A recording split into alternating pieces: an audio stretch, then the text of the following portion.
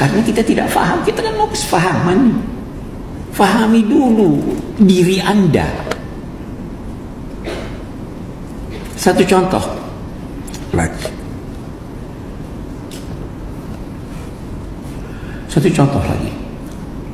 Siapa yang dinamai kafir?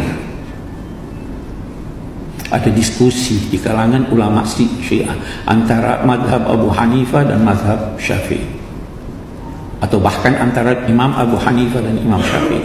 Imam Abu Hanifah berkata yang tidak salat kafir. Bagus. Imam Syafi'i berkata tidak, dia tidak kafir. Enggak, dia kafir. Lah, Imam Syafi'i bertanya, bagaimana caranya orang yang tidak salat ini, karena Anda katakan dia kafir, bagaimana caranya supaya dia masuk Islam lagi? Dijawab oleh Imam Abu Hanifah, dia ucapkan 2 kalimat syahadat. Terus kata Syafi'i, lah ini dia tidak pernah tinggalkan 2 kalimat syahadat, kenapa Anda suruh lagi dia mengucapkan? Jadi itu bukan kafir, itu muslim yang berdosa.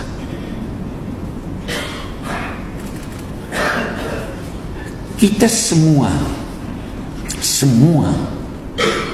yang mengaku muslim, bahkan orang kafir pun, dalam konteks menghadapi umat Islam tidak jarang merujuk kepada Al-Quran. Tidak jarang.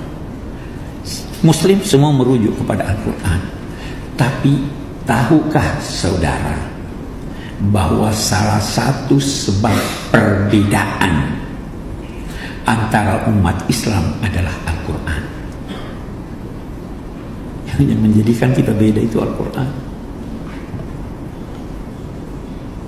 Syafi'i merujuk ke Al-Quran, Abu Hanifah merujuk kepada Al-Quran, Imam Ja'far merujuk kepada Al-Quran, Imam Zaid merujuk kepada, semua ini merujuk kepada Al-Quran. Tapi berbeda, karena memang sedikit sekali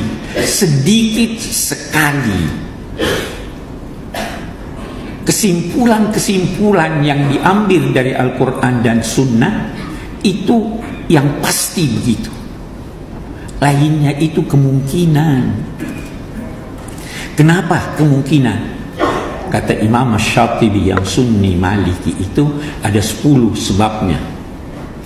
Ini kata dari Al-Quran, ini kata arti hakiki atau arti majazi. Yang berarti hakiki sudah beda dengan yang berkata majazi. Allah punya tangan. Yadullahi fawqa aydihim. Ada tangan Tuhan, tapi beda dengan tangan makhluk, itu kata ini. Yang berkata tidak, ini metafor, sudah beda juga. Ada sebab perbedaan lagi, rujukan kepada bahasa. Al-Masih, apa artinya Al-Masih? Apa dia terambil dari masaha mengusap atau dari saha berkeliling? Sudah beda. Ada persoalan i'rab. Wamsahu bi ru'usikum wa arjulikum atau wa arjulakum. Sudah beda lagi. Dulu merujuk kepada Al-Quran. Ada sisipan. Orang yang musafir itu boleh puasa atau tidak? Tidak boleh. Bagus, itu pendapat Syiah, Ja'fariyah.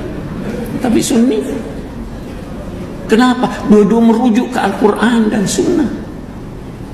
Wa man kana minkum maridan aw ala safarin fa iddatun min ayyamin ukhra. Sunni dia sisipkan karena dia mengukuhkan hadis. Man kana minkum maridan aw ala safarin walam yasum, dalam kurung. Semua merujuk, dan itu kemungkinan banyak sekali faktor. Hadis begitu juga. Ini riwayat Bukhari. Ada perawi-perawi Bukhari yang dianggap tidak cukup kuat oleh Imam Muslim. Kalau kita mau ambil semua ini lantas merujuk, oh itu mazhab ini begini. Tidak. Demikian juga di Syiah kan. Tidak semua apa yang di Al-Kafi menurut ulama Syiah itu sahih. Sebagaimana ulama Sunnah berkata, tidak semua, jangankan yang di riwayat Ahmad, dalam Sahih Muslim pun ada yang tidak sahih oleh sementara ulama Muslim, ulama Sunnah. Yang penting dalam konteks kesepahaman ini kita bersatu dalam akidah. Dan ketika kita bersatu dalam akidah, tidak harus rumusannya persis sama, tapi yang penting kandungannya sama. Ya kan? Itu Syekh Muhammad Abduh berkata, rukun iman itu yang penting dua, percaya pada Allah dan hari kemudian. Tapi dalam rinciannya dia katakan, kalau saya percaya pada hari kemudian, tentu uraian tentang hari kemudian tidak bisa diketahui oleh akal saya. Itu saya ketahui melalui Rasul. Kalau begitu saya harus percaya Rasul. Rasul tidak mungkin mengungkapkannya itu melalui nalarnya, tetapi pasti dia disampaikan oleh malaikat. Kalau begitu saya harus percaya pada malaikat. Begitu seterusnya. Kita tidak terikat dengan rumusan, kita terikat dengan kandungan apa yang dirumuskan itu. Itu baru kita sepaham. Tapi kalau Anda mau persis sepaham redaksinya, itu tidak mungkin. Nah, kalau kesepahaman ini sudah terjadi, itu mudah. Apalagi kalau kita merujuk ke ulama-ulama kita sekarang, baik yang Sunni maupun Syiah. Itu sebabnya dalam semua konferensi, pertemuan-pertemuan yang diadakan oleh berbagai ulama, mereka sepakat mereka. Sejak tahun 61 di Mesir sudah terbit apa yang dinamai dulu, pertama terbitnya Mausu'at Jamal Abdul Nasir Al-Fiqhiyah. Ada 8 mazhab yang masuk di situ. 4 mazhab Sunni yang terkenal, Malik, Syafi'i, Hambali, Abu Hanifah, Ahmad ibn Hanbal. Baru masuk Syiah Ja'fariyah, Al-Ibadiyah, Az-Zahiriyah, apalagi satu. 8 orang udah sepakat sejak dulu. Kalau ulamanya yang benar ya. Tapi ulamanya yang gagal, itu yang mengembus-embuskan. Saya kira itu yang dapat saya tidak ingin berpanjang-panjang. Sekali lagi, semua pihak